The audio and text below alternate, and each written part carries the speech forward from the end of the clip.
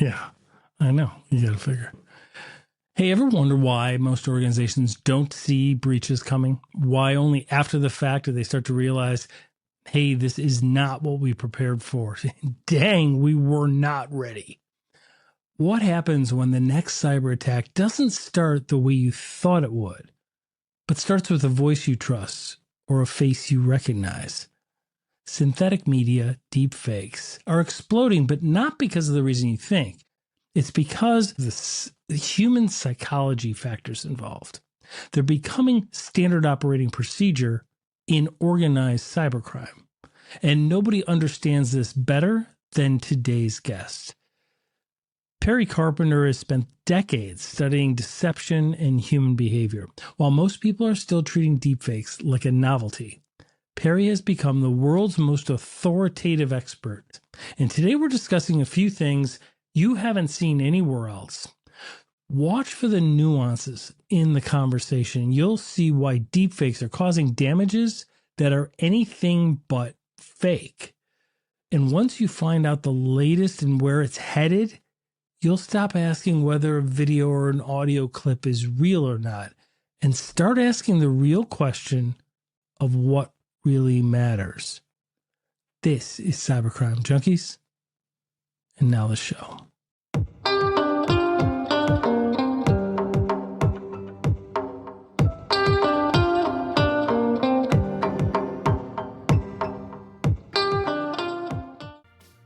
Welcome to America in 2026. Today we explore the gap between where deepfakes stop being impressive visually and technically and start becoming a real part of your risk management strategy, as the damage that they do cause is anything but fake. Our guest is the legendary Perry Carpenter, strategic leader at the well-respected global security awareness company KnowBe4. And while most people are still treating deepfakes like a novelty or a content tool, attackers are treating them as part of their tactics, techniques, and procedures. Perry has spent decades studying human behavior, deception, and how social engineering actually works. He is the author of the authoritative book Fake, which is right there on my bookshelf, which is on the subject of deepfakes, which we dove into in our last episode with Perry earlier this year. There'll be a link to that episode in the show notes and a link to the book Fake as well. Deepfakes have evolved since then, and so has Perry's insight and expertise. Mr. Carpenter, welcome to the studio. Thank you so much for joining Zach and I. Happy to be here. Thank you for having me. So let's kick it off with the fast evolution of deepfakes. We saw this year, statistically, they rose dramatically. What are you seeing in terms of trending? You and Roger Grimes and all of the leaders over at KnowBe4 really see a lot of these trends on a global scale firsthand. Walk us through what you're seeing, and then we'll bounce off of that. So from a percentage perspective, I think we've got a couple more years where we see those staggering percentage numbers. Like, I think before we hit record, we were talking about the 2,000% increase that had been reported this last year.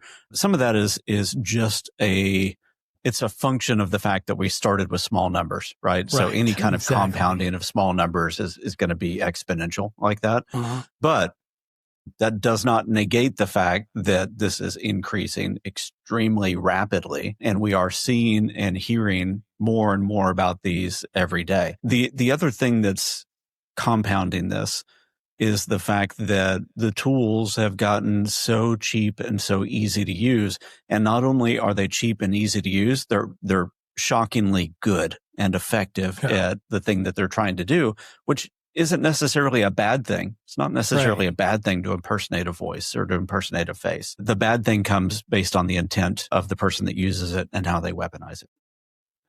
That's a very good point. So let's be upfront about that, because in general, we see the commercial use of the technology. I mean, it can help in customer service, replicating team meetings. There's a whole bunch of very practical, helpful ways of being able to, rinse and repeat yourself, clone yourself, like being able to leverage the technology. Has it gotten so good because the sample size has gotten so small now. It used to be where they needed hours and hours, if not days, of samples in order for the GANs, the technology to match itself to where it becomes almost undetectable by the human eye and human ear. Is it because now they can do it with very small samples? I don't think that there's a binary single thing that we can point at and why it's gotten so good. Some of it is just a function of more and more and more and more and more training data that's there, and higher levels of compute that are behind it. So that always helps something. But then the other thing is that you do not need much anymore. Like, there are models right now that you can get a very good representation of somebody's vocal tone and texture through 4 seconds of voice. 4 seconds? Wow. Yeah. Oh my. So, but the thing that to keep in mind. Yeah. Yeah. No, please go on. You were going to make a point. Yeah. I was going to say that the thing to keep in mind with that is that the thing that gets replicated that quick is the tone and texture of somebody's voice. It's like you can hear them say a single word or a couple words and it can sound shockingly like them. The thing it doesn't get right is the cadence of that person's voice, the nuance, the words that they would choose, the disfluencies that they have, the little stutters and stammers and ums and ahs. It's not going to be able to sample that effectively. So for that, you still need a couple minutes, between 30 seconds and 2 to 3 minutes can start to make that more and more effective. And then, of course, you've got some of the models that can still train on a couple hours. And what I've seen over the past 3 years really has been that the difference between the 3-hour sample size to create a quote unquote professional grade voice clone and the quality of a 2-minute voice clone has gotten those are really close to each other right now. And many times I prefer the 2-minute clone of somebody's voice to the one that's 3 and 4 hours long. I take it you've sampled almost everyone that is available in your work. And I know that you've sampled a lot of deepfake detections. We can get on that topic in just a bit. But why don't we define terms for people that might not even know what we're talking about? So how would you define a deepfake? It's a good question. Some people, when they think about deepfake, they're thinking just about, a video deepfake or something like that. But if we just go back to the two root words, there's the word deep and the word fake. The word deep is relating to deep learning neural networks. That's your artificial intelligence stuff. And the word fake is just fake. So it's essentially a fake that has been created through machine learning and artificial intelligence or some kind of computer generation. And to be a little bit more academic about it, the thing that we would use as a synonym, not a cinnamon, that's delicious. Seasoning. It's a delicious definition. The thing that we would use as a synonym for deepfake would be synthetic media. Right. So synthetic as opposed to natural. So it's something wholly generated by a computer or significantly touched by some kind of computer. So that's the default term. When a lot of people use the term deepfake, they're also typically talking about the negative aspect of it. Right. They're talking about the more deceptive use of it. Deepfake doesn't have to be used in that way, but there's that slant, especially from cybersecurity professionals. Yeah, absolutely. I mean, you can go to some of these vendors, you can Google them, 15, 20 of them will come up. A lot of them have free trials.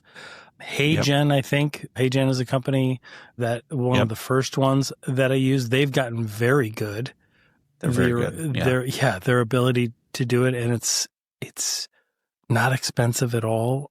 And it's just shocking. And I mean, if you go to their sites, they have samples of valid reasons to use this technology. Like they have samples of it, right? I mean, there is a valid use. So it's almost like we're dealing with weaponry of some kind or something. Like we have to respect the weaponry, but don't. It really is that way. Yeah, it really is to me because it's a hot button topic. It evokes emotion, and yet we can't blame the technology. You know what I mean? Like, we can want to blame the technology, but I don't know that we can, because it's the intent behind it. It's the intent behind their use. Right.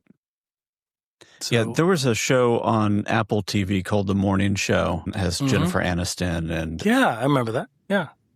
Reese Witherspoon, I think. And in this last season, they actually had a deepfake incident that was portrayed on screen, to where the network that Jennifer Aniston was working for was, I believe, going to be doing something with the Olympics.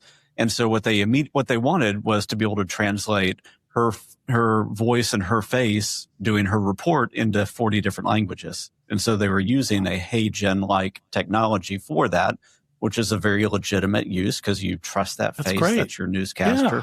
Trust that voice. You want to blast that out and be transparent about it. Of course, everybody would know that newscaster doesn't really know 40 languages. But then she sees that same technology weaponized against her, where somebody is making her say something that she never said to set her up to be kind of a scapegoat or a controversial figure in a situation that happened. And that's really where we're at today, isn't it? Because exactly, there is a great use. Think of this episode right here. If we could replicate it and deepfake it, we wouldn't just have to be speaking English and just have it be subtitled or have it be translated into another language. We could actually have us all speaking in that language, which resonates better for people and expands the reach. So, I mean, you can think of so many logical, practical, innocent ways. But then the reality comes in, and that is, threat actors, the way most people think of hackers, right? People are always, hackers are bad. It's like, no. Hacking is just a skill set. Like, it's not, it's the threat actors, right? It's the criminal leveraging technology as opposed to just robbing a bank. And they're going to take it and they're going to impersonate, commit fraud, commit, personal attacks against individuals. Have any of it is just a new tool. Yeah. Go ahead, Sam. Yeah, I'm curious, Perry, if you're aware of any reports from the companies that are producing these tools, if they have estimates or any metrics for benevolent use versus malevolent use of this technology. It probably behooves them not to share that data if they have it, I would assume. Yeah. But it'd be that's a really good question. That is a good question. I've not seen reports from them on that. Doesn't mean that they don't exist. I would think that I would have found them if they did, though.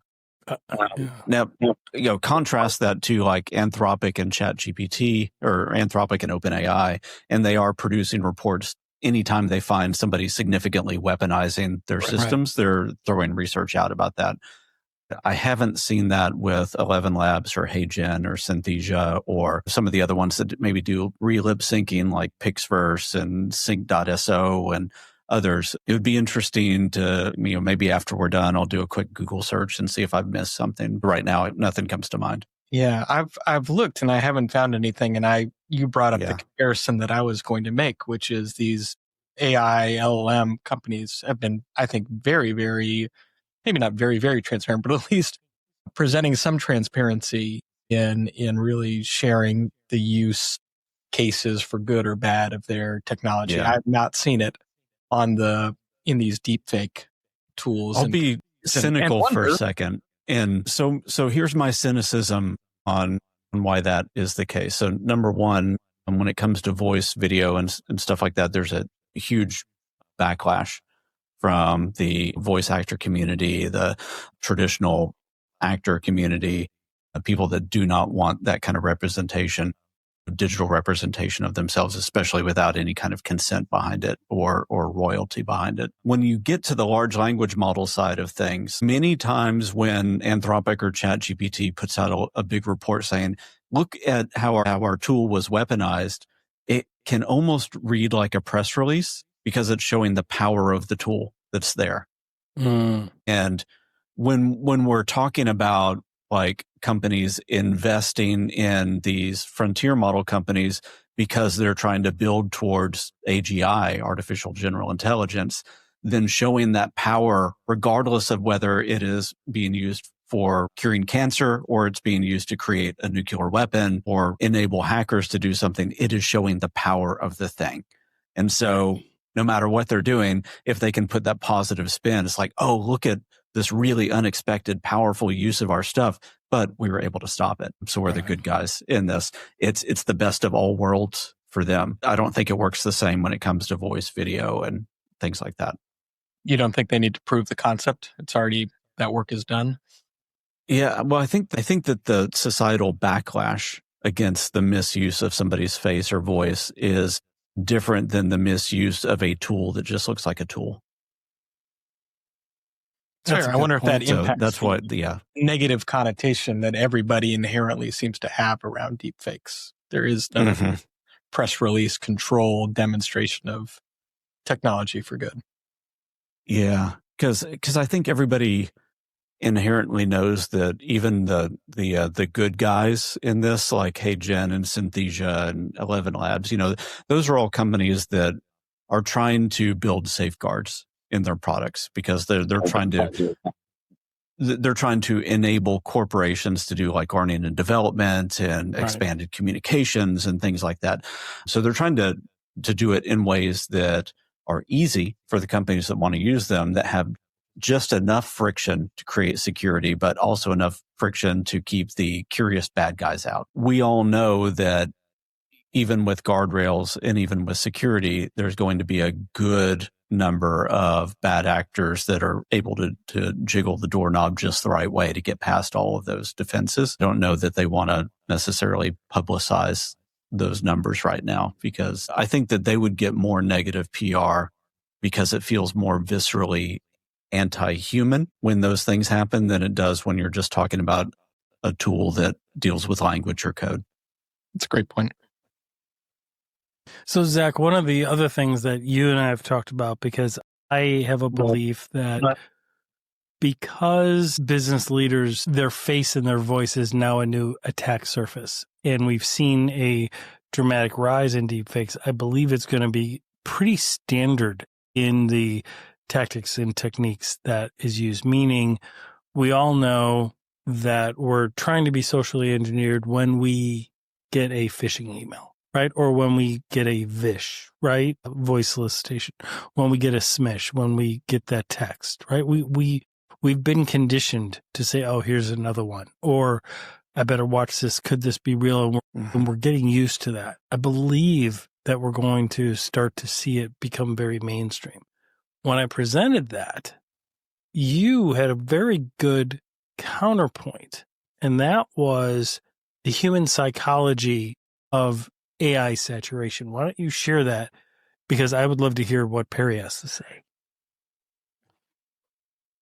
Because I can't remember if you're wrong. referring to my inherent distrust of any video, regardless of what it is, or I mean, I think that there's social media, and social media. There's so much AI generated content on social media that so many people are getting accustomed to going, okay, that's cool or bad or good. They recognize the emotional response, but they're just not even sure. So before they act on it or share it or do anything, they're going to verify it. And you think that might be helping us. 2 years ago, the game was, can you decipher or determine whether something is artificially generated or natural? And I think for me personally, at least, that ship has sailed, right? The tech is so good.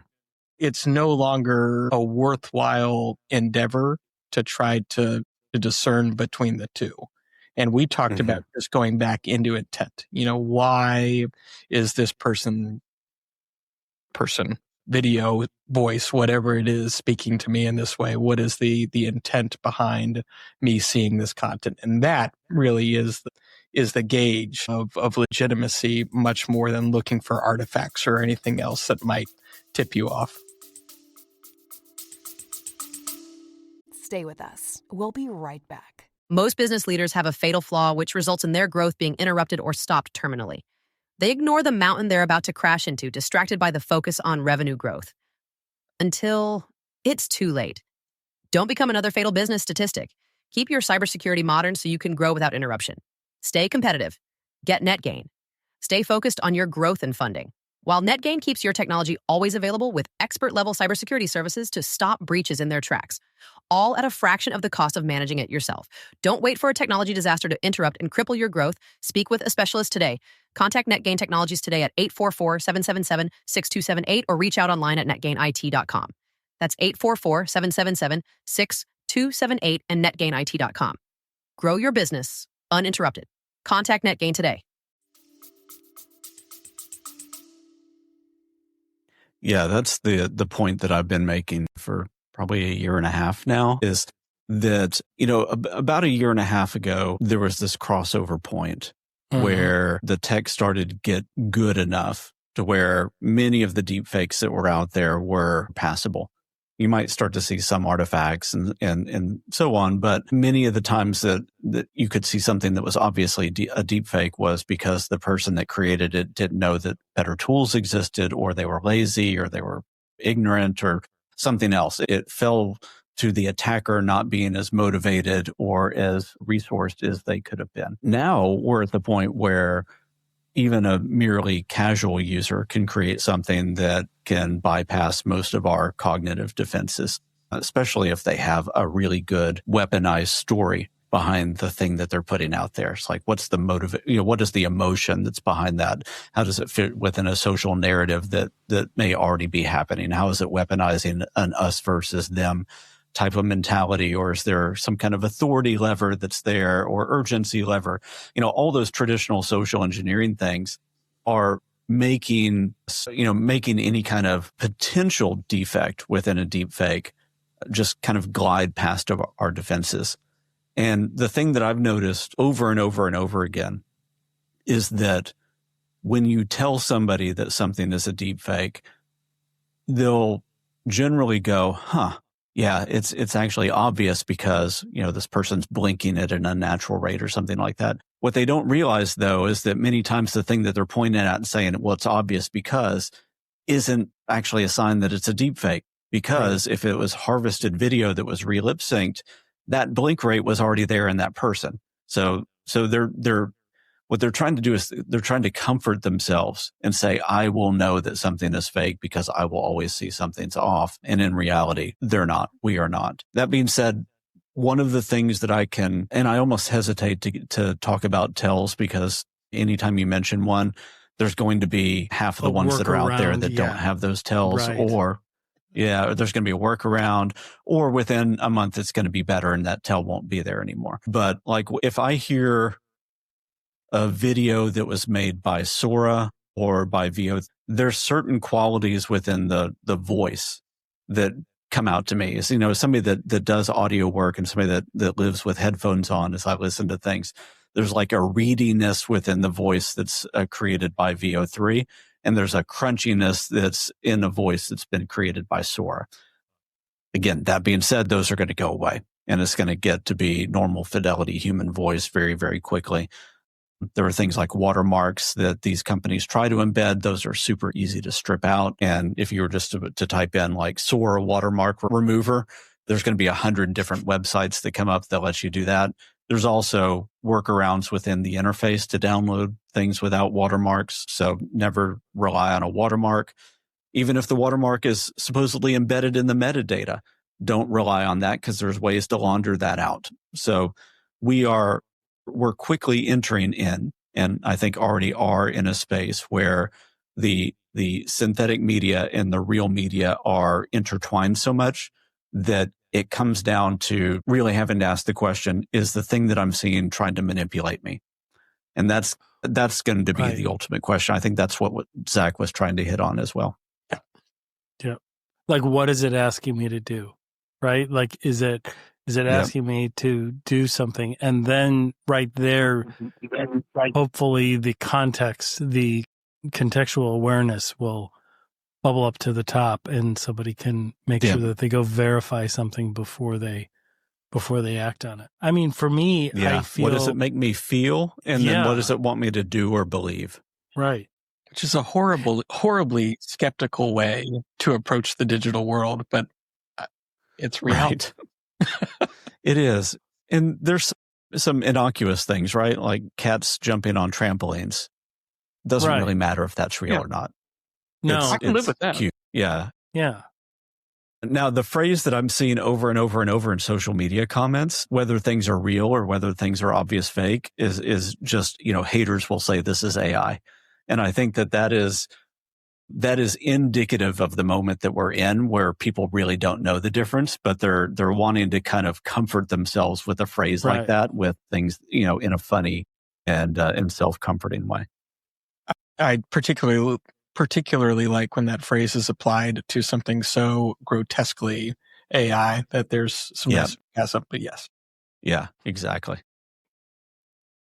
So if I'm a business owner or a leader in an organization, or somebody in rural healthcare, or, in law, and, we don't have our own team of deepfake detection and, experts on staff, right? What are you seeing organizations, or where would you like to see organizations head to? Like, what practical steps can business leaders, organizational leaders do to kind of create awareness for people? I mean, other than educate them that deepfakes are real, obviously hone in on the fundamentals of social engineering, right? Pausing, verifying, independent verification.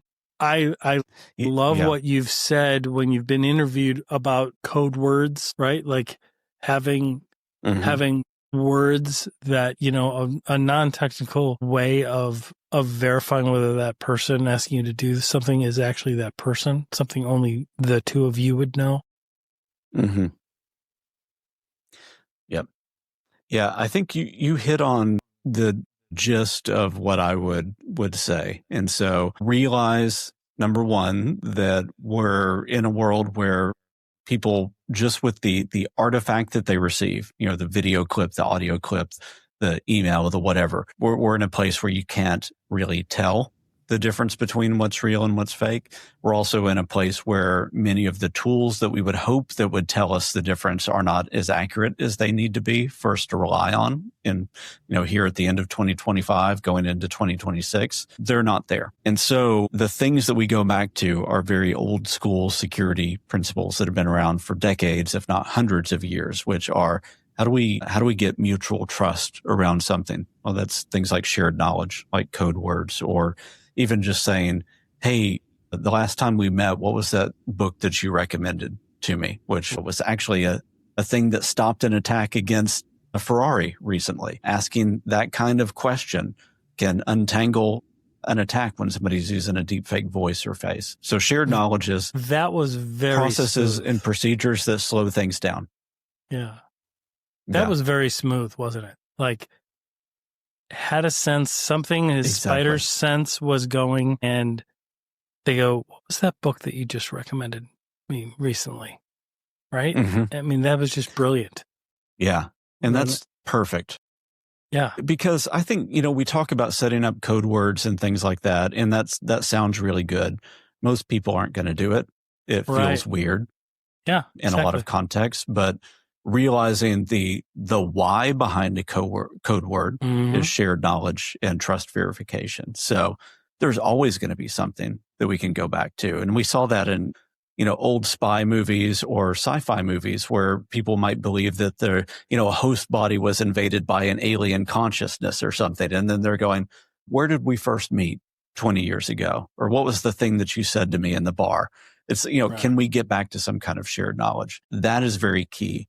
And then the thing that we have to figure out how to rely on more and more and get comfortable with again is just slow the heck down. Don't just go with the emotional knee-jerk reaction. The thing that's always been the thing that social engineers rely on is that knee-jerk decision. And we have to slow down. We need to find places where we might need to inject the steps and processes and dual verification and those kinds of things as the technology starts to improve to, maybe at some point detection becomes something more reliable. I mean, isn't that the same best practice essentially as with phishing? Other than don't click on the email. right? Like beside the not clicking on the email, it really is that pausing, verifying, having a second set of eyes, independent verification. Yeah, call your CEO. Like he doesn't want you to funny thing get is like gift cards over at Walmart. Like he's really not asking you to do that, or she, right? Like just call him. Mm-hmm. I'm sorry. Yeah, and it feels really underwhelming to give that answer when people really say does. It, right? Is they'll go, well, what is the high tech way for me to figure this out? And you're like, it's actually the same thing we've been talking about for decades. Exactly. Have you heard of Know Before? Like, have you heard of Know Before? Like, we have a whole content package like that we'll train everybody on. Yeah. So well, and not only Know Before, but all the other great competitors that are out there. Course, there's an entire discipline that's been focused around this. Yeah, there are so many. I know we've got to get to the book. Since you're on, you mentioned detection tools. Maybe one day getting more efficient. Do you have any hope that will happen? It's an arms race, so there's always going to be an advantage to people who are at the very tip of the spear with the current technology. That being said, there's people that are lagging, that are finding the cheapest, most easy to use, most accessible versions of the technology, and maybe those things will be the things that the deepfake detectors are better at catching. So hopefully, fingers crossed, we get there. The other thing that's starting to work out better for some of the detector companies is that they're not trying to be all things to every kind of deepfake. And so, how so? They've started to realize, hey, So when you say deepfake, you could be talking about an image, you could be talking about a voice, you could be talking about a video, you could even be talking about text generation or so on. And so in that, it's really hard to be really good at all of those different varieties of deepfakes. Also, it's one thing to be good at detecting a recorded packaged MP4, MP3 if it's just an audio file. It's another thing to be able to detect whether something is traces of being synthetically generated when it's being live streamed, like over a Zoom call, because there's different artifacts that exist within different tool sets. So companies that may excel are going to double down on one thing or two things. They're going to say, we're really good at voice and we're really good at captured video. And then there'll be other ones that are saying we're really good at real-time deepfake detection on Zoom or Teams or other communication streaming platforms. Because in that, you're looking for a number of different things. You may even be looking for liveness detection, the ability to know how many frames are being dropped, what are the conditions around when frames are dropped, does the audio seem to match the room size and shape that they're in. All of those things can be stacked up next to each other. You could even do real-time knowledge checks and things like that. Mm-hmm. When you start to narrow down the parameters of the problem that's trying to be solved, then they have a much better chance of increasing their efficacy against those specific use cases that they're working towards. But nobody can be a general be-all, end-all deepfake detector. I think that's a recipe for failure for many companies right now. Yeah, when you were on CNN, you spoke about that, and you had sampled some deepfake detection samples for the interviewer, and you had explained to her, look, this one claims to be everything, but, I just made this deepfake, and it's telling me that it's fairly accurate and it's real. I thought that resonated with a lot of people, which was good. Go ahead. I was actually really frustrated in that moment. So not with CNN, but the fact that every deepfake detector that I tried, and this is a few months ago, so I've not repeated the test since then. Every one that I tried had fundamental errors. And if I intentionally tried to bypass them, I could. But then also many of the things that broke them were unintentional things that I did, where I was like testing a real video and seeing, and like the real video would come up as fake. It's like, well, that's bad. Yeah. And then I would try to make one that was obviously fake, and it would show up as being real. And, some of these were like plugged into systems like online dating platforms. And if there's a system that's plugged into an online dating platform, I want that thing to be reliable. I don't want somebody to, I don't want it to be as easy to bypass as I did, because I'm not an expert in bypassing these things. I just had a little bit of curiosity and some time on my hands. Right. I mean, and that brings up the scenarios in which this technology is being used, right?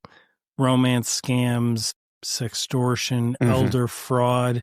You hear about calls from people impersonating children to their parents saying, I got in some trouble, I'm stuck in court or I'm in jail, and then they hand the phone over to the public defender who says, well, if you don't provide bail right away, then they're going to have to stay, in custody until Tuesday when the judge gets back, or things like that. And people's emotions are racing. But again, it's the same advice when that happens, right? It is context, verify, right? Realize where your child is, reach out to your child directly. Be like, hey, are you in jail, buddy? And they'll be like, no, I'm actually over at Todd's house, right down the block. So things are okay.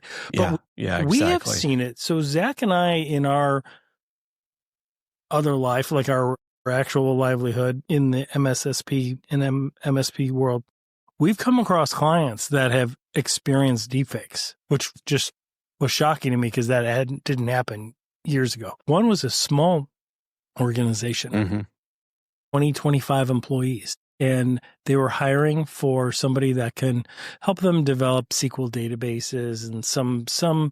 It wasn't really code, but the point is they didn't have to hire locally in person. They could expand and get better talent. So the interviews were done remotely, and they were bombarded with really good resumes that hit the mark perfectly, too perfectly, which kind of set them off a little bit, right? And then the interviews of the people, they said, looked completely believable. Like if it wasn't for the context and the awareness of the context of it, there'd be no way for them to be able to tell that it was by itself a deepfake.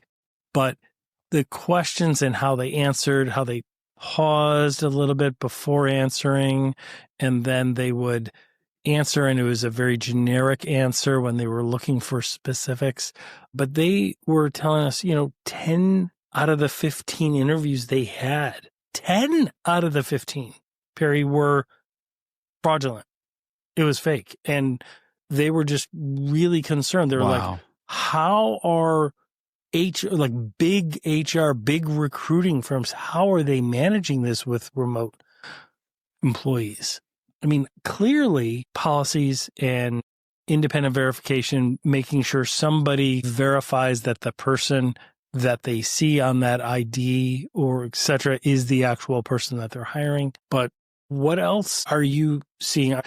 I've got to imagine people, when they come up with deepfake stuff, are coming up to you and going, let me tell you what happened. Are you hearing anything in in particular in the HR space, in the recruiting space? Because it seems to me that is so ripe for things like this.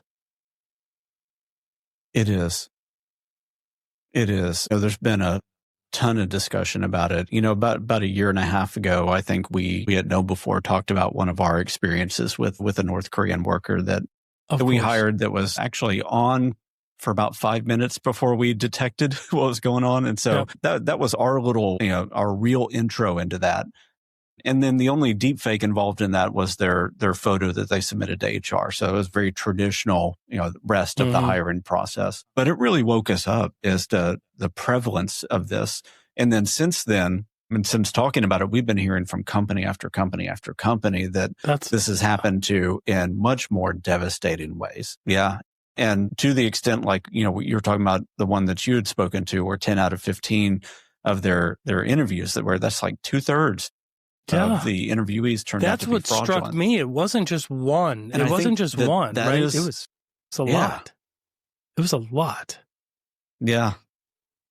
Well, and I know that we and other tech firms, whenever we put out a job now, it is not uncommon at all for us to have multiple applicants for that single role that are fake workers. And you also talked about, so let's take the fake worker thing using a deep fake and say that is one use case of that. But you talk about like the generic answer side of this. This is something that people are going to be dealing with over and over and over too, because of the prevalence of large language models. It is fairly trivial for me to take a phone, turn on ChatGPT, and then just have that in front of me as I'm talking to you where you can't see it in frame. And as you're asking questions, I've set it up to where it's receiving that voice input and formulating answers for me that I'm just kind of, reading or riffing off of at the time. Right. So regardless of whether you have an actual imposter that's trying to pretend to be somebody else, or whether you have a real person with a real identity who really wants that job, but they're faking their knowledge, we're kind of dealing with a lot of the same things, right? It's what are the compromises that we are letting into our organization, and how do we need to tighten things up so that we know that the person that we're hiring is who they say that they are, and that the knowledge that they have is the knowledge that they actually should have. It lives in their brain, not just in the screen in front of them. Yeah. And to me, I was in law enforcement before being in cybersecurity. And to me, it amounts to intent. It amounts to like the modus operandi changes, their habits change. The technology allows them to harm people at scale, but still we're still dealing with the same thing we've been dealing with for hundreds or thousands of years. Like it is still, fraud, right? It's just fraud, like romance scam. It's fraud, right? Like somebody impersonating your child, asking for money. It's fraud. Like that's not the truth, right? And when we are leading an organization, it's really hard to figure out what policies should be set. How do we raise awareness of this? And because of social media and the advancements in technology, I think people feel that it's very special, or that the deepfake is very advanced, right? And so we need something very advanced to do it. But the technology has advanced so much that it's becoming commonplace. Are you seeing? And I want to ask you about what KnowBe4 is launching with, because I think it's brilliant. Are you seeing, or do you have a feeling that it's going to be very, very common, that it's like a multi-medium campaign, right? There might be a text, there might be one or two emails, a voice call, maybe a calendar invite to get on a Zoom or a Teams call and really target. Now, granted, that would be very similar to somebody doing spear phishing, right? They're actually going after that organization as opposed to blanket phishing. Do you believe that is where this is heading from where you sit?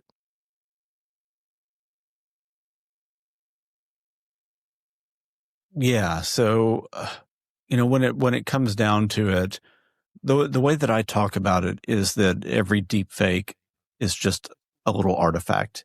The video clip, the audio clip is just one little thing.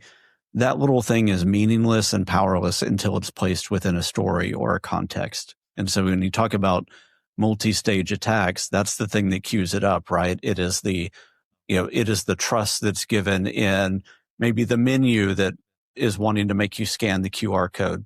It's the authority that is in the email that's coming from your CEO that's also asking you to click on something and view a video of them asking you to do something. There's always the how do you take that thing and how do you imbue it with the power that you want? And that additional context, those additional stages, those additional asks are the things that are going to be the things that separate the deepfake script kiddies from the APT level attacks. Right. And that's the way that I think about it right now. All right. So, Perry, one of the things we wanted to ask you about is, can you explain, and I don't know how much you're able to share, obviously don't share all the good stuff, but Can you walk us through the rollout of the deepfake technology that KnowBe4 is going to be including in their security awareness program that is being provided for organizations? Because we're excited about sharing that with our clients. So I would love to hear about it from you. Right. So that's a new addition, and it's one that customers have been asking us to do for a while. We were, honestly not the first to the marketplace in our market segment to deliver that functionality, but I think we're the most intentional about how we delivered it. So one of the things that is a core principle within KnowBe4 is that we want to empower the admins to do things, and we're not going to roll out anything that's not scalable to 70,000 plus organizations out there. And so it had to be scalable. It had to be usable by the admin, and it also had to be safe. And by that, I mean, anytime you're creating a deepfake, you're essentially creating this little MP4 video file that if you're not intentional about it as the vendor that's enabling somebody to create this, you're potentially giving somebody a weapon. If that file can be detached from the training platform and then put out on Facebook, will that make a company look bad? Will it make it, will somebody be saying that they're about to have a merger? And that would be bad. Like if it's a big named company and now you've got the CFO saying that they're about to do a merger, that could impact markets. And so we didn't want to give people the ability to accidentally have those situations happen. And so we have a very tightly controlled ecosystem that allows the admin to create their own deepfakes of their own executives, but in very safe and effective ways for training, but not ways that could be weaponized or become disinformation. The other thing that I'll put a fine point on is when you look at the competitive landscape with KnowBe4 out there, some of the competitors that are helping people do deepfakes, they may enable some of that disinformation effect if it were to be re-weaponized. I don't know that that's happened. That could definitely happen in the future. But the other differentiator that KnowBe4 has, again, is that scalability and putting it in the hands of the admin. Because generally competitors, when they do deepfakes right now, it is almost a custom engagement where you have to email the vendor a video file saying, here's my executive and here's the scenario we want you to create with them. And then it'll take them a week or two of a bespoke engagement to get that back. And that can be frustrating. What if the first time it comes back, it's not what you want? And it's taken 2 weeks. What if you don't want to pay an extra, however much to do that? And so we wanted all that just to be in the platform, the same as creating a phishing template and those kinds of things. And I think we did pretty good.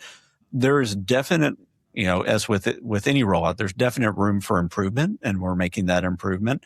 But as far as checking the boxes for the things we wanted to accomplish, I think we did a really good job, and clients are really, really happy with it. That's excellent. Yeah. I mean, and you have other deepfake awareness content as well. It's part of our curriculum that we share with our clients. So that's phenomenal. Perry, I thank you so much for your time and your insight. Zach, do you have anything further? No, Perry, this was great. Thanks for your insights and transparency. A really productive conversation. I really appreciate it. I love being on with you guys. We really appreciate all your insight. We will have links to the webinar, links to the fake book, which is outstanding. If you want to learn about deepfakes, check out the book. Nobody knows it better than Mr. Carpenter. And thank you so much. We really appreciate your time today.